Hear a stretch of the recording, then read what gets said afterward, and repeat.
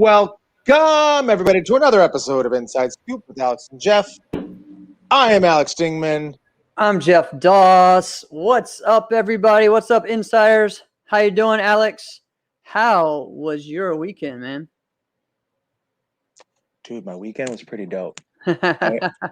It's like you always ask me this, but I legitimately forgot that you were going to ask me. So, all right, so check this out. It's been a little bit. You know, last week we didn't really get to talk about it, and I was gone the week before, so it's been No, it's cool. It's kind of cool. wild. It's been like we didn't even like. There's been so many things like we didn't catch up on. Okay, so like a couple weeks ago, I turned 40, right? Right. Again, happy birthday. We didn't even get to talk about that. Yeah. We got too much stuff. I know. Stuff to talk about this week included, right? And then there was just another thing and another thing and another thing, right? So no, but actually, this past weekend is the only weekend I can think of in recent memory when both my wife and I had no work to do. Nothing. Nice. I didn't have to go do an event. She didn't have these customers. I didn't have customers. I didn't have to be in the showroom. She didn't have to be in the show. It was like, oh, this is great. So I'm like, I'm going to pull out a classic dad move. And I'm going to think of, there's got to be a thing going on. This is one of the things I love about Illinois. I'm going to tell you this. All right. It's not just the restaurants, which you can't beat, by the way. There's like fairs and festivals. There's just always stuff to do. Right. Around the Chicagoland area. But the area we went was like not even close to Chicago. There's this place called Volo, which nobody would know. Even people out here, like, why would you know? Because it's forever away. They had this place called the Auto Museum, which I have no interest in, right? But it was interesting. It was cool. Like they had the Batmobile from the 1989, Batman movie. So I was like, oh, that's pretty cool. Yeah, that's cool. But then that's it. I looked at it and go, oh, that's cool. Moving on. Yeah. Right. So anyway, but what they have attached to it is this place called Jurassic Gardens. Okay. So legit a full-on interactive museum of like motorized dinosaurs that legitimately look and feel real. Mm-hmm. So you can touch them. So they had like a brontosaurus or brachiosaurus, whatever the tall one is with the big neck. Right. All right. It's like 4 to 5 stories tall, right out in front of the building. And like, jeez. Whoa. And then on the other side, there's the Tyrannosaurus Rex that's just as tall. My son is legitimately afraid and does not want to go in, right? Which when we told him dinosaurs and see like a couple little ones out front there, he's like, dinosaurs. So we go in there and it is like, I couldn't even believe it. And then here's the kicker. The whole thing, it was just, there's tons of stuff to do. And it's just like you walk through this basically museum. It's like an interactive thing, right? Okay. Here, walk on this path, and you're going to see all the stuff that we got. Super cool. And kids under 5 are free. Oh, all right. What? There you go. What? All that stuff for free $99? Wow, man. Yeah. Hey, gotta love it, right? That's what I'm saying. So that's what we did. We did a bunch of stuff. Awesome. What about you, man? How'd you do? Yeah. I mean, other than VFT, which was fantastic. Yeah, VFT. We're gonna get into that. Well, yeah. I mean, so this weekend was a big weekend, as it was the first karate tournament I was able to go back to, and it was the first one, and it was in my hometown. So I literally was a block away from the tournament. I walked to the tournament. I was wondering how close you were to that thing. Yeah, so it was pretty sweet. The Friday before, he had seminars all day long. And he had instructors type meetings and stuff with his people that under his organization going on as well. So instructors were in one room and students and things were in the other. And so I did a seminar for that. And I brought like my summer camp over there as well. So we did that. What was cool about the event, again, got to see people I hadn't seen in a long time. So that was awesome. We had 22 students there. Half of them probably was their first tournament. Some of the other ones is maybe their second or their first one they've had in a long time. So it was a great time. The cool thing about this event, and it's kind of a topic we've talked about as well, was that it was pre-reg only. So really cool, a great way to have, especially with a local event. He was fine. He kept it at, let's see, I think he got to like 175 competitors. He hasn't had a tournament since 1992. But he has a big organization that runs schools and different things. That's when I started martial arts. Yeah. That was when I actually went to his karate school, moved to his karate school, but it's my instructor that was putting it on. So I was a coordinator, arbitrator, that kind of stuff. I also fought as well. And we had, tons of students and things, all that. But it was cool that he had it just the way it was organized, right? So because he pre-registered everyone a month in advance, he was able to, and he did it old school. He didn't do the online stuff and everything like that. He printed out a program that had everyone's ring, division, their name already in it, and the order they're going. Everything was already done. There was no need for random because he did that already on his own. Did all that.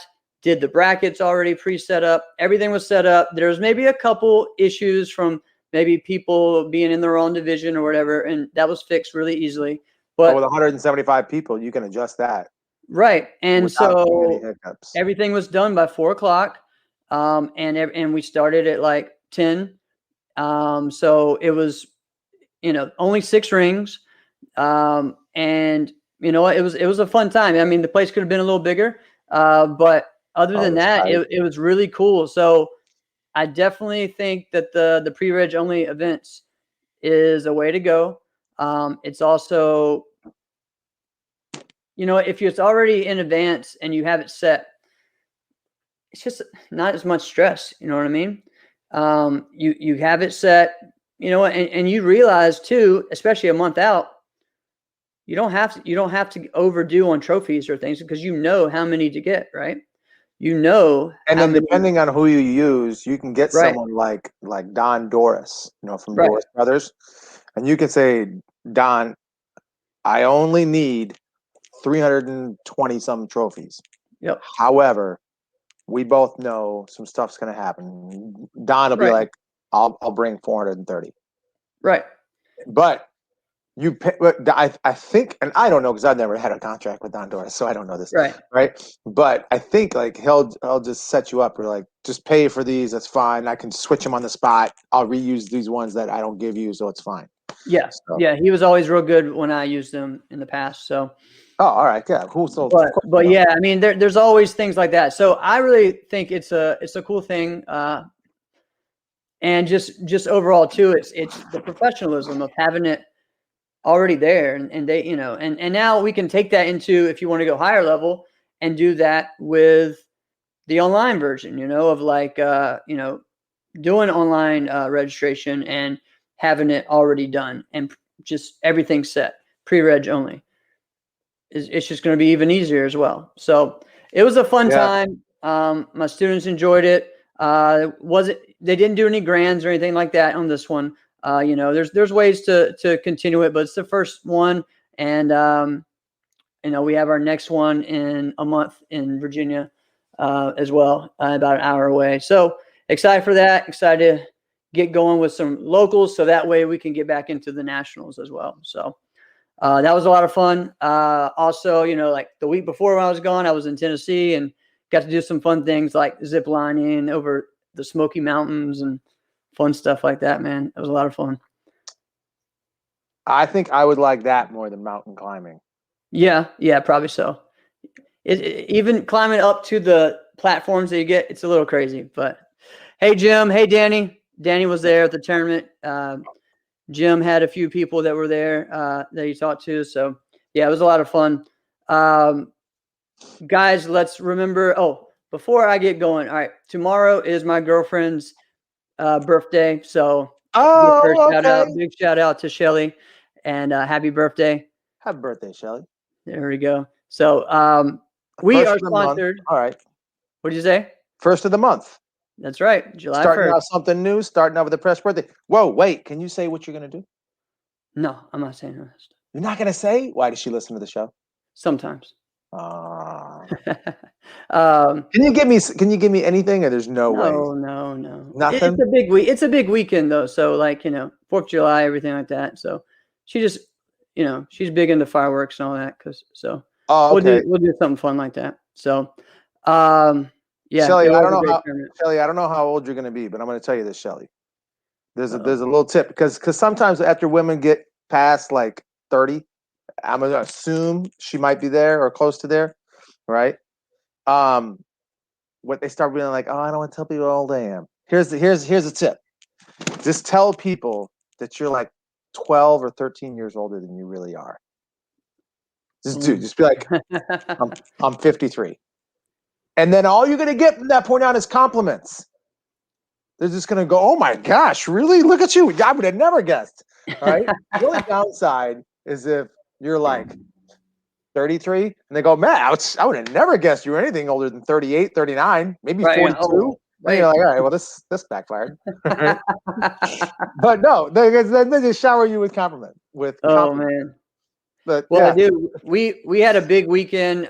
So it was fun being around karate people, and I was actually with karate people while I was watching VFT. So again, guys, we are sponsored by Virtual Fight Tour, and next one is it going to be 10, right? Next one's 10. This was 9. So this is going to be the draft, right? So 10 is the draft. That's right. Yeah. So we got 2 fighters that we saw on this past one. Yes, great to meet you as well, Danny. Tyreek is going to be one coach. Bailey's going to be the other. Both of them were victorious in VFT 9. Both of them made had statements to make during and after the match. So several of our, let's see, if you listen to Raw, if you listen to CTE, they definitely discussed what was going on and broke it down in different ways. We're going to give a little take on that. We're going to do that. We're going to try not to be redundant because I don't want to take away from those. Because if you haven't listened to Raw, go listen to Raw. Yeah. Raw is raw, but I loved the way Regina and Willie were talking about really how the fighters were going, what they'd love to see the fighters do, and then how the way they had it set up was fantastic. Who they'd love to see them fight against. Which I was like, this is great, fantastic. Yeah, it was great. Go check that out. Regina about some of that as well, because we've mentioned some of those as well. But it's cool. I like how they did the 4 or 5 and talked about it. So definitely lots of cool stuff. Did you hear what Willie said when he talked about Willie? Yes, I love that. Yeah, that was good. So and then CT had a great take about how things were going as well. Love that. Obviously, that's always a great pod. So check that one out. So we're gonna try not to get redundant, but we are gonna touch on it. So let's just say, what were some of the big takeaways from you, Alex? Overall, again, I'm going to tell you this. They're great matches, but at the same time, you kind of thought, who are we kidding ourselves? Right. We had an idea who would win. We know who's going to win. Right. But if one of the others would have won, it's not inconceivable. No, but the favorite historic. It went chalk. All right. Right. So there's a few things that I got to touch on about it. But what I loved the most was everyone's post-fight interview. Right. We have reached a stage in martial arts that I absolutely love. Yeah. Because this might sound strange, but I never used to talk. Right? Never used to talk. Never did. Because this is what my instructors always said. Right? They would always, because they would have to tell me this. They would say, no. We don't talk before or after. We definitely don't talk during a fight. We talk with our hands and our feet. We don't ever talk. I'm like, all right, well, that's what you said. And I'll never remember the first time I went out east, the first time I went to the New England Open, because some people would jabber jaws, but the first time I went to the New England Open, I'm like, what is it? Everybody's trash talking. Yeah. I'm like, I've heard like some little bits of trash talk here and there, but I just remember in my head, like we talk with our hands and feet. And I went there and I'm like, I want to trash talk so bad. And it was like that for me in Florida. When I went to Florida, it was like, whoa. Oh, yeah. Different. Same kind of thing. Okay. So then I'm like, there's a couple times I'm like, I'm letting loose, right? Some dude was trash talking me and I was up on him by like 6 points. And I'm like, how about scoreboard sucker? And I was just doing that. And I'm like, I love this. I'm never going back. And that's kind of what everybody was doing. And it started right off with the way Tyreek did it. And it just continued. All right. I kind of wish Tyson would have laid in a little thicker. I almost wish Tyson would have laid in a little thicker. So I loved Tyreek's confidence and him saying, nobody should want to fight me. All right. I like the confidence. CTE kind of touched on that a little bit, but here's where I think Tyreek was going. Where I think Tyreek was going with that is, if you remember Elijah's towards the end of 2019, right? So it was the last real year we had of full competition. Okay. Mm-hmm. So Elijah had kind of talked about how people were leaving his weight class. People we would just bow out suddenly. And he just kind of looked at that like, okay, because they don't want the smoke. Yeah. And in the British version, you could say that, right? So essentially, that's what he was saying. He's like, fine, I don't care. I'm either going to win because I beat you, or I'm going to win because you bowed out. The point is, I'm winning, right? And I kind of think that's where Tyreek was going. So, which love the off the wall. I almost thought that one scored, but when I saw it again, that was on the hand. It seemed straight on, so it wasn't, Listen, if it legit did touch, and he did get the score, if I was Michael Lettieri, I would be pissed. Yeah, and the way he did it too, like the backside, you know what I mean? Like that's what was crazy. But it wasn't like the inside way where he went around with like a round.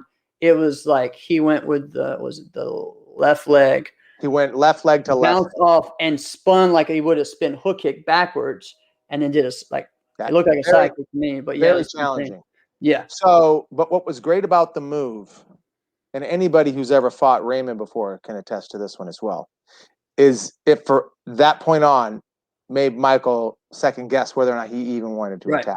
Right. So when Ray spins at you the first time and you block it, you feel what that would have felt like. You feel like, oh God, that kind of impact. And I've taken that shot from Ray before, and I blocked a lot of them. And as a right side lead leg kicker, you already knew the kick was coming. You knew it was coming, right?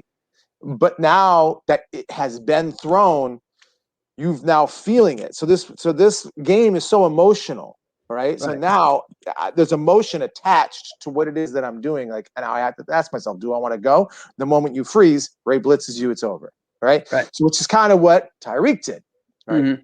Now let's go on to the Tyson thing, which I was kind of talking about. Yeah, let's go that fight. I wanted Tyson to lay into it a little bit. Okay, so Jason is extremely talented. I was very impressed with how Jason was able to go from his leg just kind of floating. But I was not impressed with the fact that his leg was floating. I don't like that, right? I like what Enrique did a lot more. It's they're similar styles, very different execution. Yes, very different in their execution. Right, you can. Okay? Yeah. So I didn't like how Jason was just kind of floating his leg, but what he did do about it is he would just kind of lull Tyson into like saying, okay, well, I'm gonna sit back here. You're not gonna do anything with it. And then when it just kind of looked like it was just kind of going up or down, boom, he took off really quick and he got him. And I loved how he always threw 2 or 3 hand techniques. Right? Yes. Yeah. Tyson was only throwing one. Tyson was coming in with the back fist. Should have been throwing 3 techniques. Should have been. So that's what I think. Really, that's when the comeback kind of happened, and ended. That second round ended with a tie score, right? I made one post about the VFT. One, and it was very apparent. I'm sitting here. I'm watching it on my TV. All right, and my wife is taking a nap, which I'm like, this is brilliant. My son is taking a nap. This is fantastic. So I'm watching the whole thing with my daughter, and I'm like, this is what we're watching. She goes, we're watching Karate Daddy. I'm like, we're watching Karate Daddy. And she's into it. Yeah. She literally says, she's like, why is he on the ground so much? And I said listen, if your last name is Latona, there's the mandatory minimum. You have to stop the fight at least twice per round. Right. Or my ankle hurts, right? You know how many times I've fought through crap, right? Why are you always, if you're falling, are you, if falling happens, that stuff happens, but why is it always happening to you? Correct. It's not just like, all right, you happen to fall sometimes. Some people have that as their style, which I don't love. Angel Huerta used to do that a lot, but he didn't always do it. Jason Latona is always on the ground. If I was Tyson in the fight, I'd be trash talking him. I would trash talk. Get up. Yeah. And now, but then that's why I'm like, I wonder why he didn't lay into him. Maybe he's just out of respect because his dad's event, right? I don't know, right? But after hearing how Tyreek, how his interview went, if I was Tyson, I might have said, listen, Jason doesn't want any of me. Did you see him laying on the ground? He spent as much time laying on the ground as he did coming in with his hands. I think Tyson finished that. He was ready to go into the next one. He didn't want to talk about Jason anymore. And really, in some ways, this was almost ending one chapter and going to the next, right? Mm-hmm. Because that's kind of where Tyson is now. He's not in the juniors anymore. He's moved himself up. And Jason's going to be the same way. Jason's moving up as well, I'm sure. They're in that same range. I think Jason's even older, right? But if I was Tyson, I would say I'm not taking another set match against Jason. Jason's going to have to beat somebody. And I don't think there's a reason. You're not good enough. It was what the closest fight of the night, but it was still Tyson was in control. So, great show by both fighters, but Tyson was in control, and Tyson is going to be that guy in the next 4 or 5 years. That, I like what I kind of agree with what Carlos is saying. It's in the next 5-6 years, it's going to be Tyson and Bailey figuring it out. Yeah, and there's going to be some other ones in there. Oh, there will be some other ones, but yeah. I hope, like Ross said, I hope James Poore makes a comeback. I think that could be something fun to watch. Right. That would be exciting. I mean, imagine this lineup of a team fighting matchup: Darren Payne, James Poore, and Tyson Ray. Right. James Poore would be the veteran. James Poore is the seasoned vet in that scenario. You know what I mean? That would be great. And of course, that's only if, Anthony decides he's bored. I don't know. You got 4 legit guys there. Come on. Yeah. Yeah, it's great. It's great. All right. As we went into the Bailey fight, Bailey and Enrique, I think I had said I thought this was going to be the closest, but it wasn't. It was kind of similar. Bailey keeping his hand. Enrique having his front hand down, which really cost it a lot. And I said that. That in that text, right? Like, think about this. Think about how that went. All right. So Bailey scored by blitzing a few times, but Enrique is very good with his leg. It's not just his leg in the kick, although he throws a strong one, and it's not just chamber, although he has a high one. All right. He also positions his spacing is very, very good. All right. So he will position himself back, but not too far back that now he's retreating. All right. So he's very good at that. But he is in an all-out refusal to put his hand up. Okay. Right. So in this similar comparison, okay, because I fought Avery a number of times in competition. I trained with Avery a number of times because Avery was actually in Chicago going to law school. So we got a chance to train a little bit. All right. Mm. I am very familiar with the jam back fist. Right. And so the one thing I know is like I can't stop whether or not he's going to throw it, because the only way I can control whether or not he doesn't throw it is if I don't kick. Well, if I'm not kicking, he's already beating me. He's getting me to not throw some of my best moves. At the time, was definitely best. Right. So I'm just like, this hand is going to live here. This hand's going to live there. And then just literally keeping it there without doing anything else, you just block him. Right. So imagine if 4 of those moves, right, go differently. Right. Because some of those side kicks were close. Mm-hmm. Right. Mm-hmm. What if a couple of those get blocked? What if, as it's getting blocked, as you throw a back fist and it blocks, your arm lifts. Yep. Because now you have resistance. So when you're going to throw it, your arm lifts up. Goes up. Yep. Which is where he's trying to throw the side kick. Okay. So just doing this was too much for Enrique to do. That's very frustrating. All right. Yeah. And I know this is going to sound hypocritical coming from a guy who made a lot of mistakes as a fighter. Okay. However, you had 3 rounds to pick your hand up once. Correct. And you were an all-out refusal to do it at all. I can't picture a good coach ever watching that fight play out and then not say, keep your damn hand. Keep your hand up. Yep. Right. And anybody who's close to him should be doing that. I remember a time I was fighting and I legitimately should have won this one fight. And I was pissed. And Alex Lane came up to me and he goes, yo, man, you should have won. But keep your damn hand up. What's wrong with you? Right. And I was like, okay. Yep. You're right. You're right. Yep. Right? That's who that's somebody who cares about you would say that. Correct. So either there's one or two things happen. He doesn't have anybody who cares about him or smart enough to tell him to do that, which it's kind of odd to think that nobody would be smart enough to tell you to keep your hand up. Or you thought you knew better. I could just do whatever the hell I want. Right. Well, how's that playing out for you? Right. And I don't want it to sound like I hate him because I love his game. Yeah, I really think he's one of the I think he can still be in that top tier. I really think he can. But, he has a lot more to do to get back to that, where he was, 2 years ago, where everyone was kind of, it's him and Bailey and Tyreek as the next guys, He's got to win in an overall or two to be in the conversation. Yeah.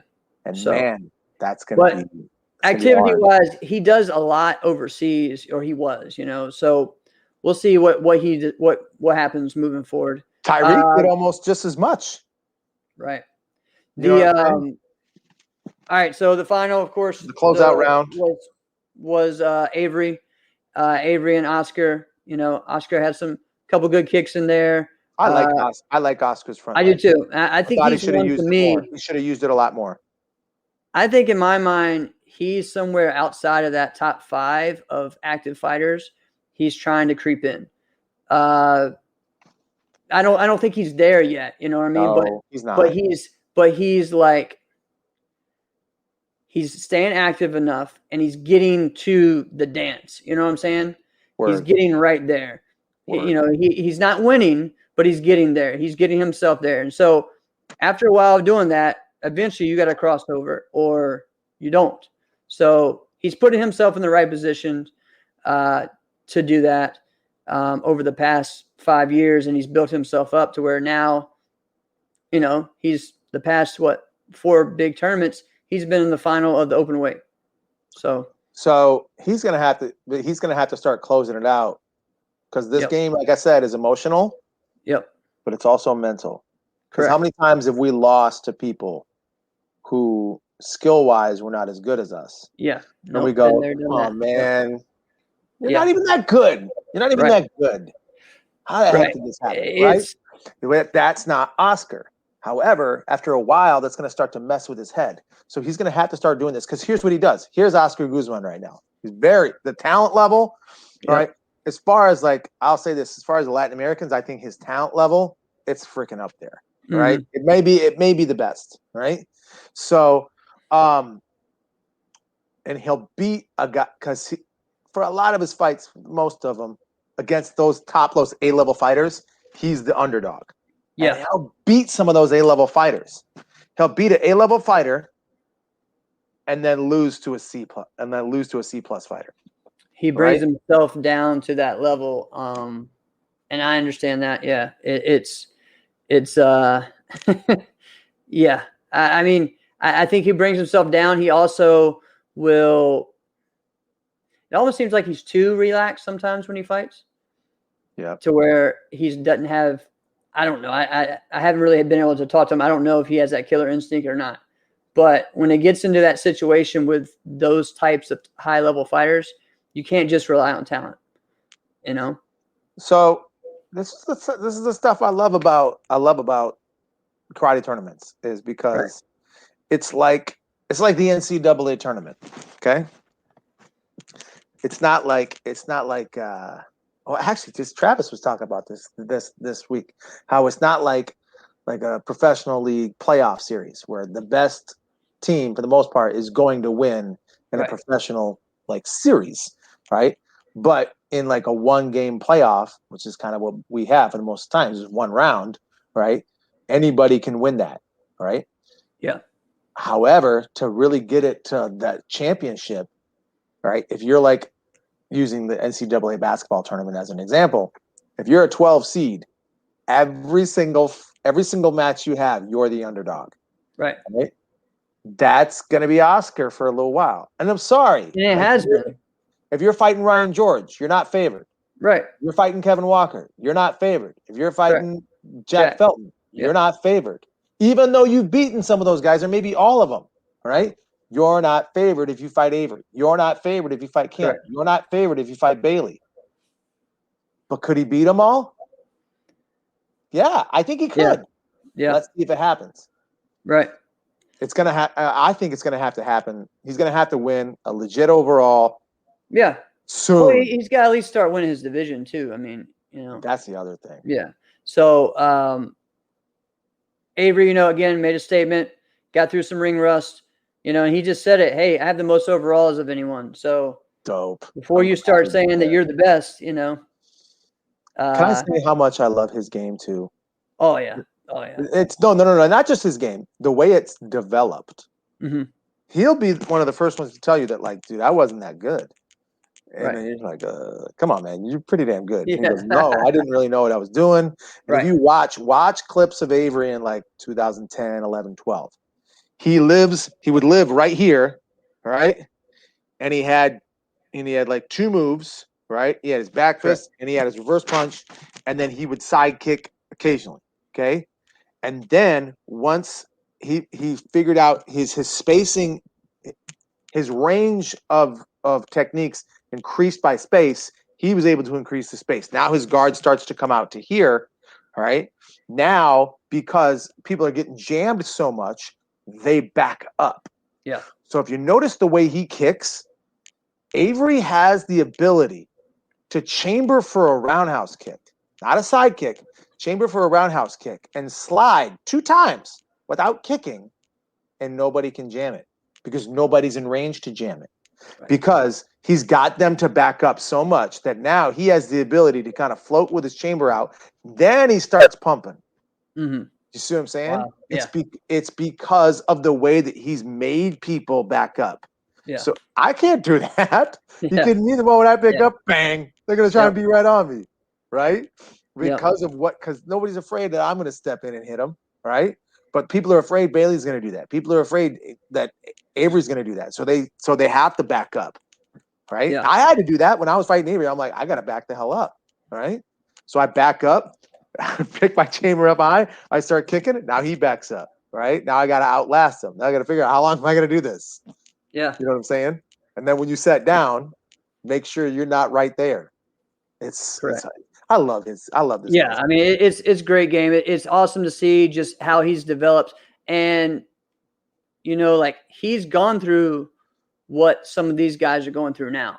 He went from being the one just there, seeing everyone, win the championships, him getting that close, and now he's that guy, and he's not stopping. So now, he's doing what he loves. So I'm excited to see what's next for VFT. I'm excited for this draft. They did add where they're going to have an 18 to 21-year-old fighter, or maybe 2, as well to that. So that's going to be exciting. If you guys haven't sent your stuff in to do that, man, go out there and do it. Dwayne, Active Fighters, does anyone beat Avery or Bailey? We're going to get into that right now. Like, let's go ahead and just say what right now, where we're at. Kind of the halfway point. Well, yeah, the halfway point of this year. Kind of the start of, the year of this new year because of where we're at. But also we're at kind of almost the end of that COVID area of everyone either doing some tournaments that were going on or the VFT or the Pro Point. And even the beginning of last year where there were some big events and some big things going on. Who do you think are the top 5 male fighters? All right. Female is really hard because we haven't really seen too much. We know who one is, but, as far as male fighters, we've seen more activity out of the male fighters over this past year and a half. You really have to say the continental U.S., just U.S. Yeah. Let's stick with. And the Latin Americans that are living in the U.S. So pretty much the ones that are, and if there's any Canadians that have been able to come, the only one that has really been able to compete over here a couple of times has been Robbie. So, Dwayne saying females only Morgan. I mean, kind of. Kind of, yeah. I think over this the end of this year, nice, right. But I think over the end of this year, we're going to see a lot of new females come out that are going to take that next level. Well, let's just make that one a quick combo. Let's make that one a quick combo. Who were the ones that if everything was normal, you'd be thinking about in the U.S.? Well, Lily would be one, even though she's not in the U.S., she's Canada. But Lily would be the one because I feel like coming out of Irish Open last year, her making it to the open weight, having that, the way it ended wasn't great, but she beat a lot of top level fighters and had been consistent. I feel like she would have been someone to keep moving forward. Katana as well. We haven't really even seen her. We haven't seen her compete. So she was at Battle of Atlanta. She was at North Georgia Open. Wasn't competing. So I don't know why. That's the thing is you have to start to think about that. All right. Yeah. If they didn't compete, we don't know why. Right. I don't want to start dropping things in there. But if you're a martial arts professional, right, and you're in your mid-20s, and you win overalls, and it's in your home state, and you chose not to compete, I don't want to. There's always reasons. Right. All right. And that just means you weren't trying to be that person. Right. Because I guarantee you, if Katana had won the Battle of Atlanta, we would be talking about Katana. We would be talking about Katana as, hey, we are not has she improved? Has she not? So, and I'm not trying to dog her, but there's no reason to talk about Katana. Right. She took herself out of that conversation. Yep. But there's other people who took themselves out of it. Kayla Mejia. I thought Kayla Mejia I thought she would be someone to really possibly, maybe she could pull off a win against Morgan. She took herself out of that conversation. All right. Well, but a lot of them haven't been able to compete though, Alex. Like she has not been where she lives and stuff. I get it. What about Faith Vera? All right. She took herself out of that conversation. She's, from what I hear, is not even doing anything. So see what I'm saying? Yeah. So yeah. So I don't know. So that's what I mean. So there's new people coming up. There's new people coming up. There's a lot of junior female fighters from Legend. And then the lady who just won at the battle, they're going to have people over the next few years that are they're going to be active. They're always active. So look to them. I'm excited to see where Alexa Fleshman goes. Kick some more, Alexa. Kick some more. Yep. She has great kicks as well. So there's several ones like that. I mean, I'm sure there's ones we're forgetting because we just haven't seen as many, right? Peyton, could be someone. We'll see this weekend with who shows up. I like Peyton. Peyton had a defensive sidekick at the Battle of Atlanta that I watched that dang near dropped a girl. Right. And didn't get a point. Folded this girl in half. I don't know who the other girl was. Folded this girl in half. This girl backfisted Peyton on the arm. Gave this girl the back fist, and she can get nothing. And I'm like, go get him, Peyton. All right. All right. So let's get into this. Well, who wants to go first? I'll go first. Go ahead. And I don't know if it needs to be in a particular order or not. It's a little harder to do right now because some of the ones that I think are in the top 5, we haven't seen them go against each other, but I still think they're the top 5 fighters. Yep. For me, Bailey, Avery, Brandon Ballou, and I still have to put Cameron in there, and I have to put. I know he didn't fight at the battle, but I just feel we've seen him fight a couple of times, and he's won in set fights. Say his name. Jack. I have to put Jack in there. So I just feel like those are. Jack beat who? He beat Bailey. And he beat everyone and he beat Brandon. He beat all those guys at Pro Point as well. So who's the only one to beat Bailey this year?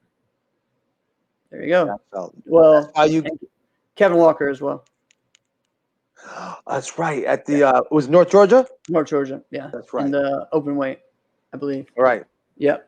So I mean, guys, like those 5 to me, then when you look outside of that 5, you start looking at fighters that are really on the come up, and trying to get there. Like and again, I don't know. I think there's maybe a big gap between those, those people, but there's still those ones that are trying to get up there, like a Christian, like a Oscar. Enrique could be. He was at one point. You got Hector Solari, who we haven't seen, who at one point was really winning a lot of stuff. No. And I still miss one that we just did America. Never mind. So we're when we get into Europe. But we did Americas. So all right, go ahead. I mean, okay. So and I think Ryan George is someone that could. He's winning a lot with the Pro Point, and or being up there, featured a lot. I'd like to see him with some other tournaments. Has Ryan actually gotten beat this year? Ryan's been qualified. I don't think Ryan's actually been beat. I thought he fought at North Georgia, but I don't remember. I don't remember. I watched it. I don't remember seeing him. Right. I'm not sure if Travis could tell us or not. But so I'm going to go ahead. So I'm going to say Bailey, and I'm going to no order, okay? And I'm going to say Jack. And I'm going to put Ryan George. Okay. All right. I almost want to say Anthony Merricks. Okay. Because of how much, but let me think about this. But again, top five. Brandon Ballou. No, so that's what it is. So yeah. So yeah, Brandon Ballou, and then I'm saying Anthony Merricks. Anthony Merricks won a lot. He got called out a lot. Right. No, I get that. So I'm saying for me, what I'm saying is just like, if there's a tournament, who are the top five that you would put as the top five? You know what I mean? I'm gonna say Tyreek Saint. Yeah, and Tyreek, and that's what with me, it's a tough one because Tyreek, I feel like, is right there. He's like that 5th and 6th kind of range because of fighters like Cam, like Avery, like Jack with the experience. But that's almost why I want to do a 10, because I want to put Kevin Walker in there. Well, right, exactly. It is. It's tough, man. But Kevin can be in there as well. I mean, and again, we'll dive into this more. I mean, we're not done with this.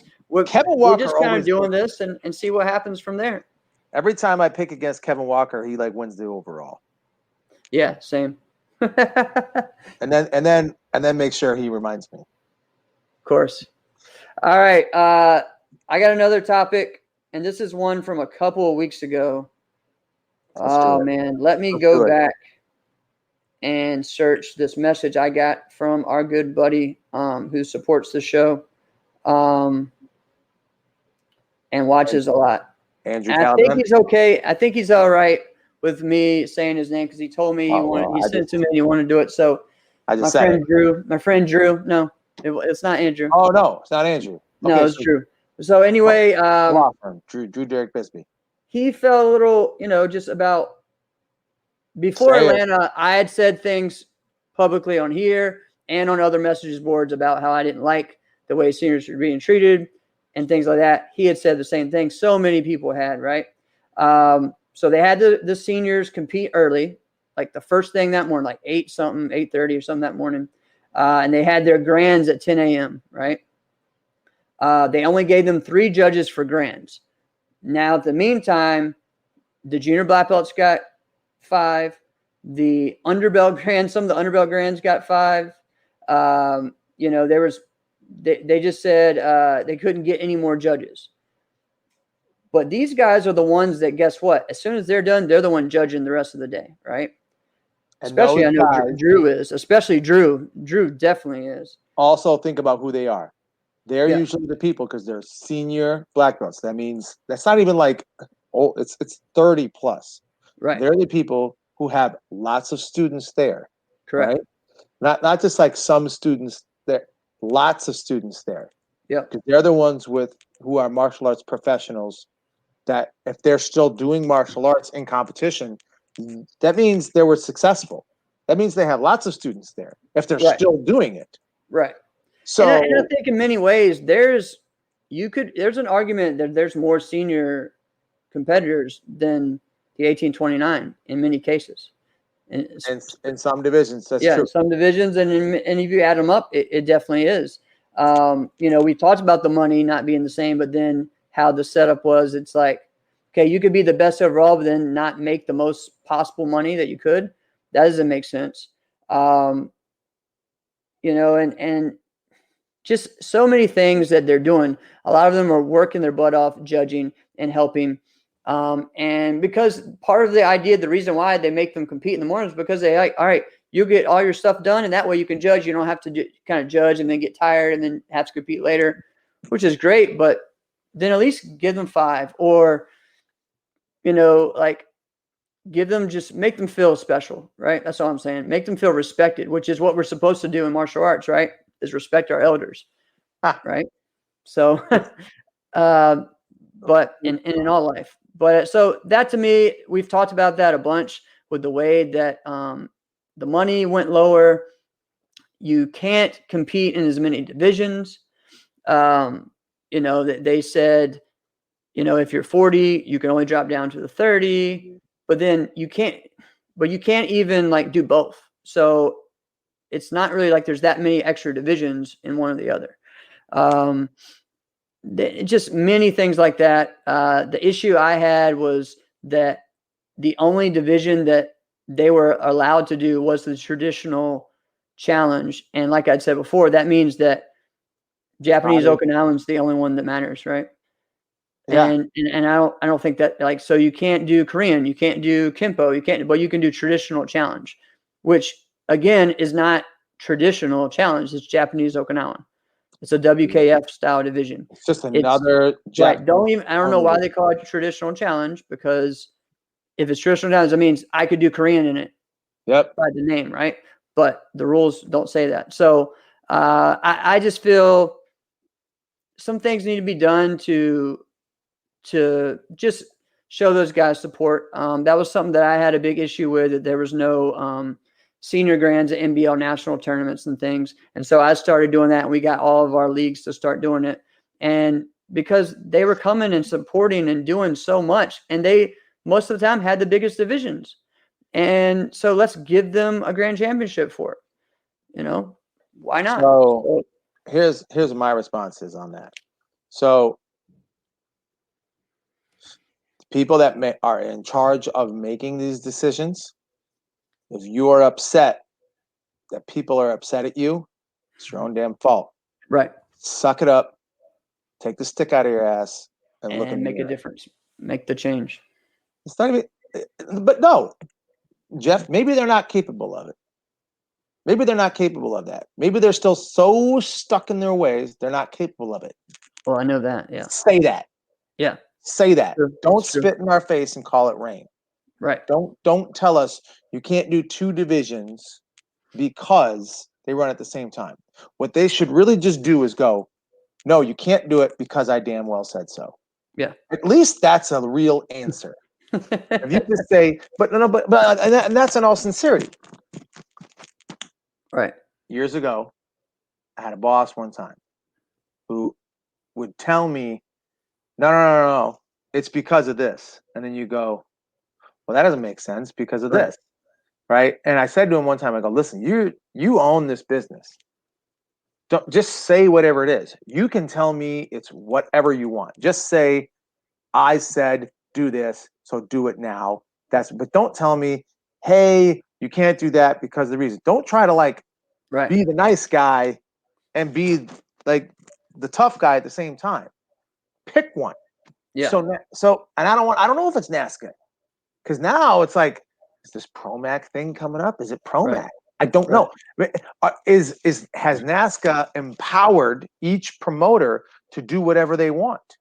So do we need to specifically say that? I don't know those answers. Yeah, I'm not sure. I don't know. What I do know is that there is an inner circle. Mm-hmm. I know that there's an inner circle within that where these decisions are decided upon. I don't know what that process. I don't know who the full inner circle is. Right. Right. Because if I did, you know, I would say it. Right. Yeah. Exactly. So what I don't know is how people are empowered to say that, right? So, all right, here's an example. There was a church I was a part of one time. This was at one time was a very, very good church, which my wife and I left at one point. Mm-hmm. Won't say the name. So they had an elder board, which was like, it was a formality, right?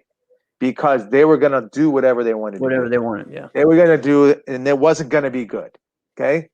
So, and I spoke to one of the elders before I left, and I go, because it was a friend of mine, and I said, listen, you're an elder, and you can't make any decisions. He looked at me and goes, yeah, you're right. That could be the same thing we're looking at right now with this scenario. Are they promoters? Are they in that inner circle, yet they still can't make any decisions? Maybe that's the case. But whoever that is, listen, you have to own up to the fact that all these things, everybody's talking about all of them. All of them. And there's so, in your own rules, there's Swiss cheese in them, right? So Jero and Obi and I, we did like an impromptu show last night. Yeah. If I wanted to come on, dude, that was so much fun. All right. They're gonna have to come on Inside Scoop and do this one. Yeah. Right? Yeah. We've been talking about that. With both of them, I know, and it just like randomly just happened. Like, all right, let's do it. All right. You hear that? Obi has a bet. I'll tell you about that later. All right. So, and we just looked at it like, okay, by the rule, it says this. Right. And we looked at like huge, like inconsistencies. How big time. There was so many. Right. They were disqualifying someone. Right. For one thing. Yeah. And then being like, hey, just, you know what? Just relax. Calm down. Take a break. To the other guy, which looked like it was more egregious. So it's like, all right, well, you're the arbitrator. Right. It's just, there's so many things like that happen. And again, some of those are bound to happen. Like we're all human. We make mistakes, but we need someone. Everyone has to have someone over top of them to remind them, hey, this is the rule. And that's just where the rule book actually has to be in play. Oh, I remember it. Oh, yeah. No, I have it. No, like it has to be present everywhere. But some of the stuff we're talking about, Jeff, doesn't need an official rule book. Like it just needs someone to literally say, you're valuing a 7-year-old blue belt's form more than Drew Derek Bigsby's form. Right. Well, yeah, that's something completely. Are you out of your mind? That has nothing to do with rules or anything. So right, that has nothing to do with rules. That has to do with their own. Right. And the one thing as well was that he had mentioned as well online was that because Ray Kellison won both senior grands and made the finals. He had a good form too. He had a good form. And he just kind of asked, like there hasn't been any other tournaments. Could a senior get into the ISKA, to compete on stage? And Drew Plano said, nope. When I won the AKA Warrior Cup as a senior competitor, and I went to them, I was like, hey, so I have a shot now. I won one of the biggest tournaments, one of the biggest awards of this first year. And they said, no, sorry, the senior divisions aren't hard, so it doesn't matter. It's like, yeah, but I beat all the 18 plus to win that. Yeah, it doesn't matter. But see,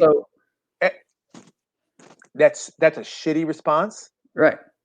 But it's a respectful response in some ways. Like, it's at least you owned up and you said no. So the one thing about the U.S. Open, right? But again, I don't like the U.S. Open. You just beat. I know. He beat all the people, the 18-year-olds, to win. So you're just saying that, yeah, you got there. But I mean, I could say the same thing about, we could say the same thing about the soft style division for all these years. It was one or two people in it, but you know what? That person won the whole overall grand. So really, should they have really been in the grand? No, it's not that hard a division. You get what I'm saying? Right. So, but even when I won in the U.S. Open, I'm gonna be honest. That year, in the Korean division, was the Battle of Atlanta was hard division. All the other divisions I went to, all the other tournaments I went to were way harder. Yellow Rose, way harder. I would imagine that would be. So there's just things like that, but you have a spot because of this or that. But I don't know. I just think what you do, like when you win a bunch, when you win certain things, you need to be rewarded for that. Just acknowledged for it, Well, right. But so here's all that the U.S. Open is missing. Just say, no, the finals is a TV show. Right. This is who I want on the TV show. Do you think all the people who are on the reality TV shows, do you think that's actually reality TV? It's right. Not real. You know what the only reality TV show is? Sports. Yeah. Sports is the only thing that's actually reality. It's the only thing that you're watching play out that doesn't have a full script, even though some of them are rigged, right? Well, and I think too, they just need to go ahead and just announce everyone in it. I know they've done that before. They would say, all right, this is a wild card spot open. There's only one wild card spot open, or there's only this open. Or at one point, they just were like, yeah, we're going to have it. We already have it set. But you know what? We're going to run the runoffs, and then we'll pick whoever we want. Like the year that I was in the finals, apparently they already had set that Shaheen was supposed to be in there, and they kicked him out because they didn't run the finals yet, and they had all of us in there because we all beat all those people, you know. But see, that's okay though. So like, all right, like I had this conversation with Larry Carnahan and John Worley, and they were talking about who they were going to. This is years ago. It's probably 10 years ago. They were talking about who they were going to seed for the super fights. And they were talking about an NK guy. And I'm like, they're going to be the seed? Yeah. I mean, they really haven't really performed that great. And I'm like, shouldn't this fighter get the seed ahead of them? And they go, no, we want this guy to be the seed. And I'm like, because they're going to sell tickets or whatever. They go, maybe, maybe not. I don't know. And then I'm like, but why? Why do that? You can't really do that. And they go, it's our damn tournament. We can do whatever we want. Yeah. And I go, yes, you can. Yes, that's exactly right. Right. That's the truest statement I've heard, and I respect that. Go ahead. You are. But see, a lot of people won't, especially when it comes to a sport that's supposed to be like, you know, that way. But when we're getting into set fights and stuff, that's completely different. So, I don't know.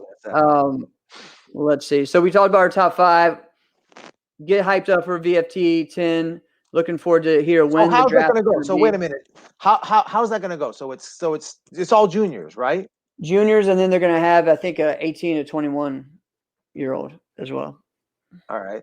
So yeah, so it's going to be that kind of range. That got added like last month. So I don't know exactly how many fights it's going to be yet. So, but it's going to be something like the 10 or 11 that there was the last time. All right, Jeff. I had this thought.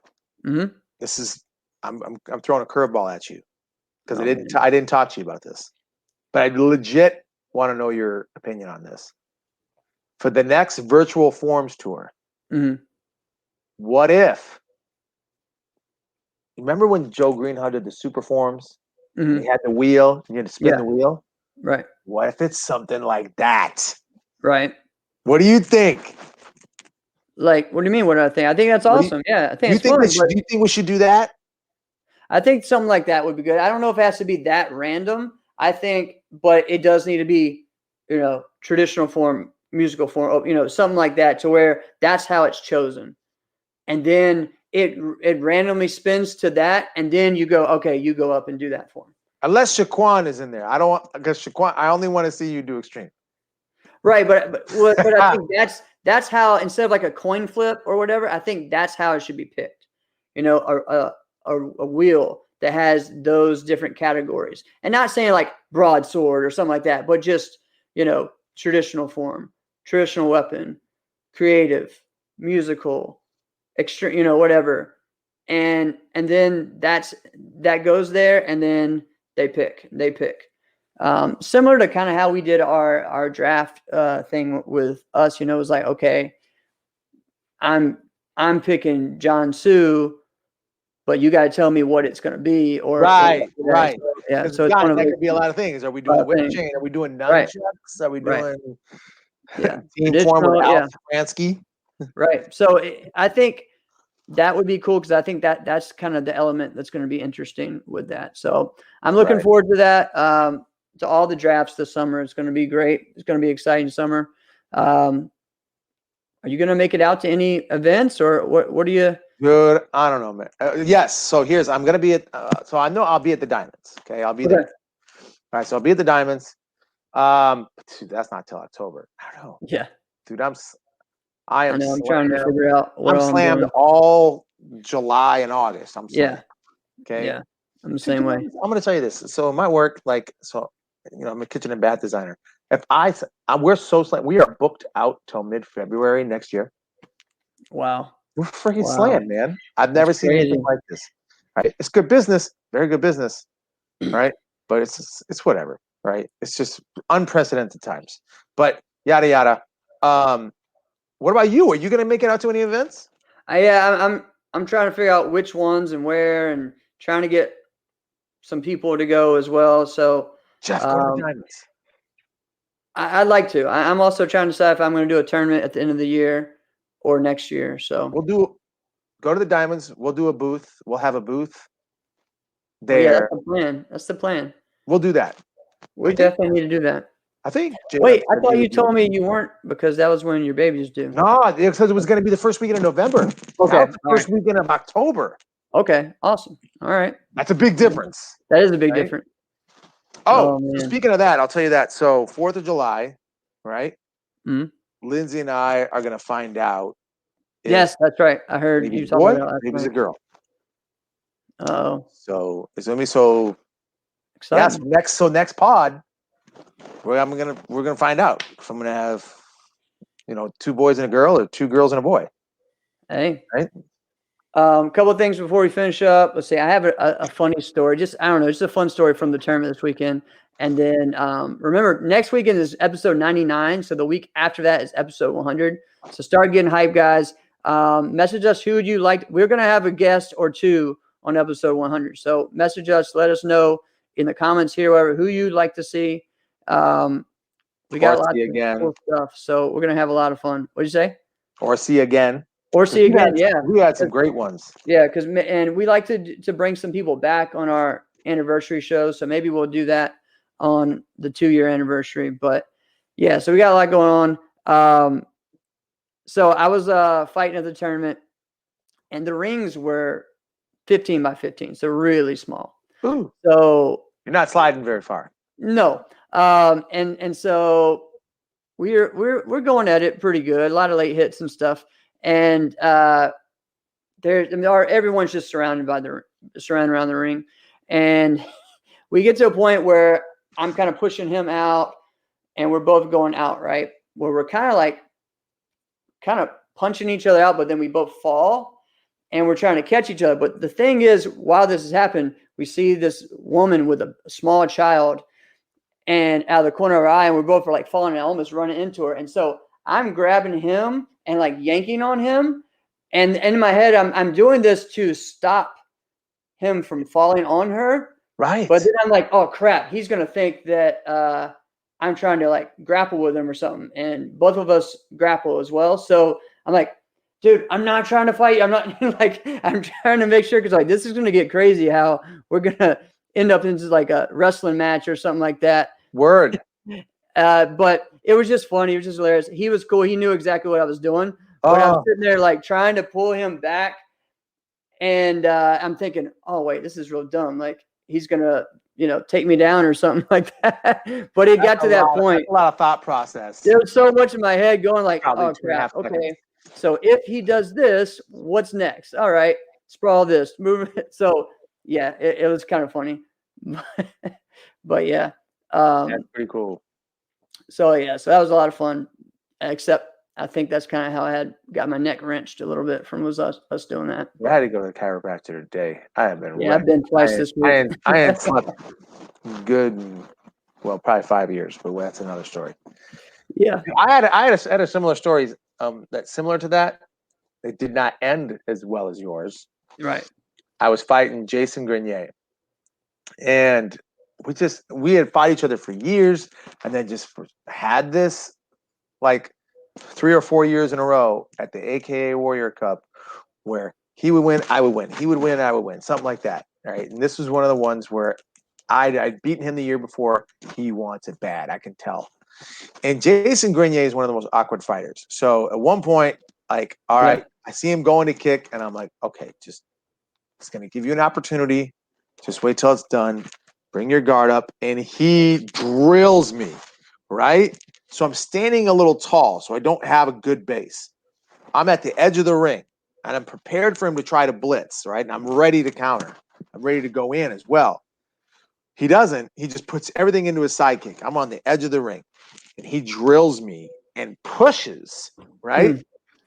There's an old woman in a chair, seated, right next to me, drills me and pushes, and now I'm making a fist because I'm getting hit. And pushes me, my fist punches her in the face. Oh man! I mean, she had to be between 78 and 84. Oh God! Somewhere in there. No way! Can't be that old. Come on. Yes. Wow. And right in the face. Terrible. What am I gonna do? Terrible. It was a nice glove. It was one of the Hayabusa gloves. Which, by the way, I'll tell you what, that was a nice equipment. I like those too. I wish I could get some more of them. Can't. I was looking the other day, trying to find some. Can't. Unless you wear an extra small. No. Right. Yeah, man. So lots of fun. We had a great time discussing today. Just talking about BFT, the future, top 5 fighters. You know, do we want to go back and answer that question? I mean, as far as who we think, because we need to finish right now. But what active fighter do you think anyone beat Avery or Bailey? For me, someone that has the ability to would be Cam, Jack, Elijah. Those are ones that I would put in that realm as with them. But I can't be like definite that this person is gonna, you know. Okay, so someone who can beat either one of them. Well, I think Tyreek has proven to be someone that can beat. That's one. Okay, so there's a handful of people that can beat either one of them, right? So Bailey's really the guy on top right now. Okay, yeah. So we've seen Cameron beat him. We've seen Avery beat him. Yeah, Tyreek, Jack, Avery. I say Kevin Walker has, and he's been very close, you know. But again, Bailey is still getting better every time we see him. So I think Ryan George would be a great fight against him because that's who I'd like to see him fight next, just because it's just he fights left, side, and front. Exactly. It's different. It's very different. The height, everything. So I'd like to see that fight. That's someone, and I think we mentioned that before here as well, that's someone we'd like to see him fight. Dude, I'm going to tell you this. I'm going to teach my kids to fight left, side, and front. Yeah, there you go. There's a huge advantage fighting left, side, and front. Yep. Huge. Right? If I had to do it all over again, no, I'd do it the same for myself. I wouldn't change anything. But I'm going to teach my kids to fight left, side, and front. No, that's right. Oh, man. My daughter's got a good hook kick. She's all right. Well, there you go. All right, guys. We had some fun. Happy 4th of July, everybody. Yes, happy 4th of July. Thank you guys for supporting the show. Go out. Happy birthday, Shelly. Yes, happy birthday. All right. This has been another episode of Inside Scoop with Alex and Jeff. I am Alex Dingman. I'm Jeff Doss. See you guys next week, episode 99.